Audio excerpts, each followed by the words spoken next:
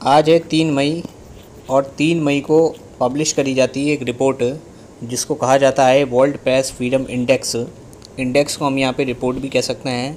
इस रिपोर्ट में इंडिया की जो रैंक है वो 161 है आउट ऑफ 180 कंट्रीज़ में, यानी कि 180 कंट्रीज़ में इंडिया जो है वो 161वें पायदान पर है वर्ल्ड प्रेस फ्रीडम इंडेक्स में, जो अपने आप में काफ़ी कम रैंकिंग है।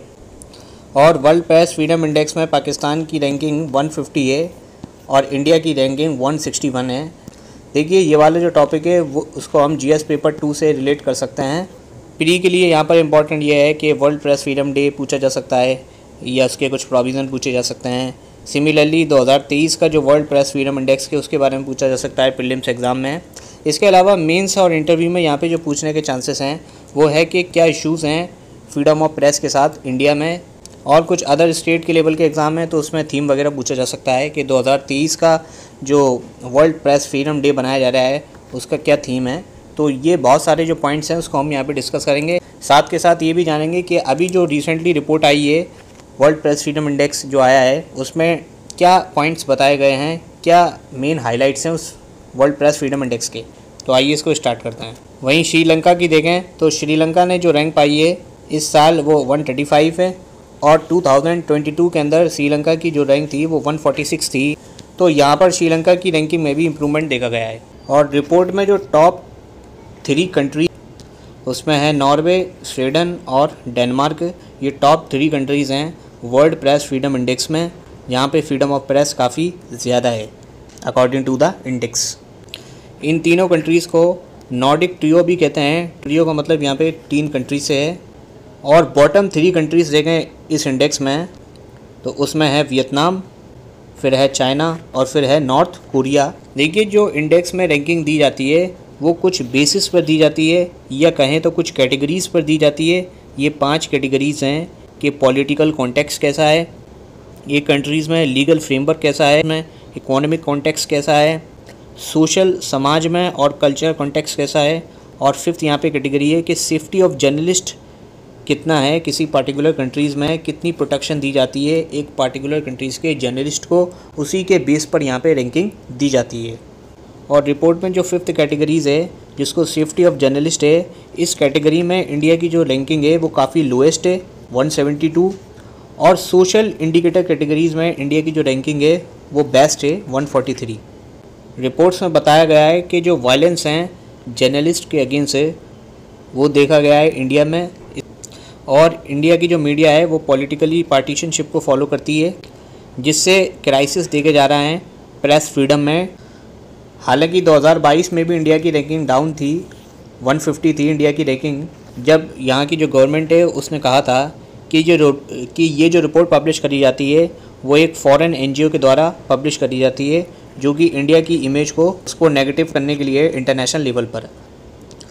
अब थोड़ा यहाँ पे प्रेस फ्रीडम इंडेक्स के बारे में जान लेते हैं कि कौन पब्लिश करता है प्रेस फ्रीडम इंडेक्स।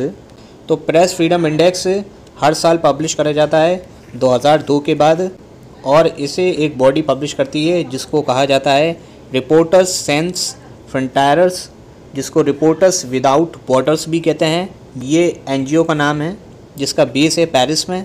ये एनजीओ एक इंडिपेंडेंट एनजीओ है, एक स्वतंत्र एनजीओ है जो कंसल्टेशन करता है कुछ इंटरनेशनल ऑर्गेनाइजेशन से, जिसमें यूएन शामिल है, यूनेस्को शामिल है और the council of Europe and the international organisation of the Francophonie, जिसको हम OIF भी कहते हैं।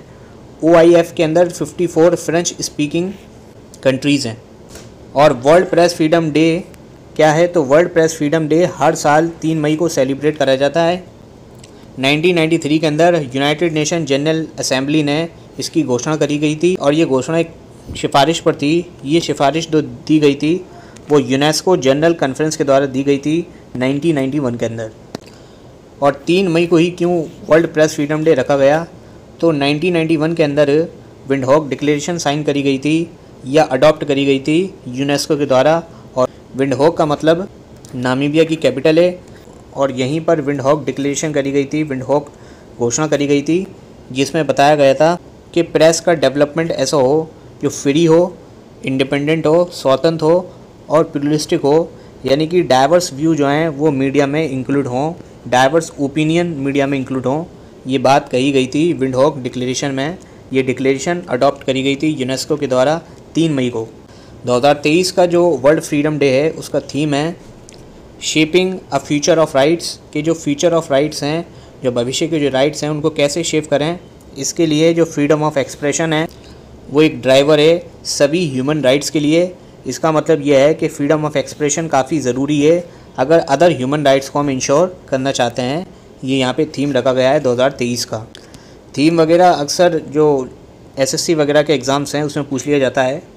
देखिए कुछ पैरामीटर्स भी हैं वर्ल्ड प्रेस फ्रीडम इंडेक्स के। इससे पहले हमने कैटेगरीज़ पढ़ी थी, अब यहाँ पे कुछ मापदंड पढ़ते हैं जिसके बेस पर रैंकिंग दी जाती है किसी पर्टिकुलर कंट्रीज़ को।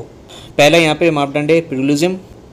प्लूरलिज्म का मतलब है कि जो मीडियाज़ हैं वहाँ पर कितनी प्लूरलिटी फॉलो करी जाती है वॉइसेस में।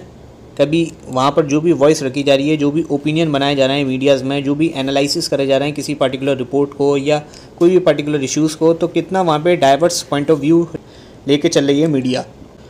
इसके अलावा मीडिया इंडिपेंडेंस भी एक पैरामीटर है कि किसी भी इंस्टीट्यूशन का कंट्रोल तो नहीं है मीडिया पे, और मीडिया जो एक्ट कर रही है, जो काम कर रही है, वो लॉजिक के बेस पर करे। ये चीज़ आती है मीडिया इंडिपेंडेंस के अंदर। तीसरा यहाँ पे मापदंड है मीडिया इन्वायरमेंट, कि कैसा इन्वायरमेंट है मीडिया का किसी पर्टिकुलर कंट्री में। इसके अलावा सेल्फ सेंसरशिप कैसी है, कि कोई कंट्रोल तो नहीं कर रहा है किसी की से पर, कोई बंदा कुछ कहना चाहता है या कुछ करना चाहता है अवॉइड करने के लिए आलोचना को, इसको बोलते हैं सेल्फ सेंसरशिप। लीगल फ्रेमवर्क भी एक पैरामीटर रखा गया है कि कानूनी फ्रेमवर्क कैसे हैं रिलेटेड टू द मीडिया।